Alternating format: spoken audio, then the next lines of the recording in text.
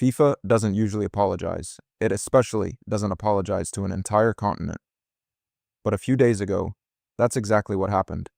After a plan surfaced to sell off pieces of the World Cup itself, and Europe's Football Federation responded by threatening to boycott the tournament entirely. Here's exactly how it works. Start with what FIFA actually owns. The World Cup isn't just a trophy and a month of matches. It's broadcast rights, sponsorship deals, commercial partnerships, a business worth billions, all sitting under FIFA's control. Normally, that revenue flows through FIFA itself, gets redistributed to federations, and everyone argues about the split. Annoying, predictable, nothing new. What actually happened was different. FIFA quietly developed a plan to spin off a chunk of that commercial machinery into a separate company, with outside investors buying stakes in it. Not just sponsorship as usual, actual ownership. A slice of World Cup profits sold off to private investors, sitting outside football's normal governance entirely. The plan even had a name: FIFA Forward Enterprise. A clean, corporate-sounding label for something that would have quietly changed who profits from the sport's biggest event. Here's the part that mattered most. Nobody voted on this. It wasn't brought to the member federations first. It wasn't debated, workshopped, or floated as a proposal. It surfaced. And once it surfaced, the reaction wasn't confusion. It was fury. Uefa, the body representing every major European federation, didn't just criticize the plan. They voted to boycott the World Cup outright if it went ahead. Not a strongly worded letter. An actual threat to skip football's biggest event entirely.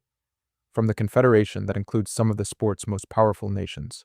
A World Cup legend, Portuguese great Luís Figo, publicly called for the FIFA president to resign, saying the office itself had been debased. Even a head of government who'd stood next to that president just months earlier, during World Cup preparations, came out and said, on record, he simply didn't trust him anymore. Now here's the wrinkle almost nobody explains properly. FIFA backed down. The plan got scrapped, and FIFA issued a formal statement acknowledging that mistakes were made in how it was introduced. Case closed, right? Not quite. Senior FIFA staff also went out of their way to publicly back the president days later, reaffirming their full support at a crisis meeting on the record, while resignation calls kept coming from elsewhere in the sport. An apology and a vote of confidence, happening almost simultaneously. That's not resolution. That's an organization trying to look stable while it's very visibly not. And here's why this matters beyond one bad news cycle. FIFA's presidency isn't something a fan base votes on, and it isn't something a single confederation can unilaterally remove. Federations vote as a bloc, alliances get built over years, and a president with enough support elsewhere in the world can absorb a firestorm in Europe and simply keep going, which is exactly what's happening right now. The controversy is real. The consequences, so far, are mostly reputational. This is the exact power structure defining football heading into next season. Whether you think selling stakes in the World Cup was a smart business move or a genuine breach of trust, the bigger question is the one everyone's actually circling. How does a plan that was developed without a single vote come this close to triggering a continental boycott and still not be enough, on its own, to force anyone out of office? So here's the whole thing in one breath. FIFA developed a plan to sell ownership stakes in World Cup commercial rights without bringing it to a vote first.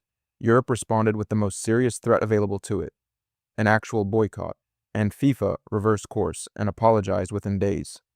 What's left unresolved isn't the plan itself. It's whether an apology, issued fast enough, is actually accountability, or just the quickest way to make a crisis go quiet before the next one starts.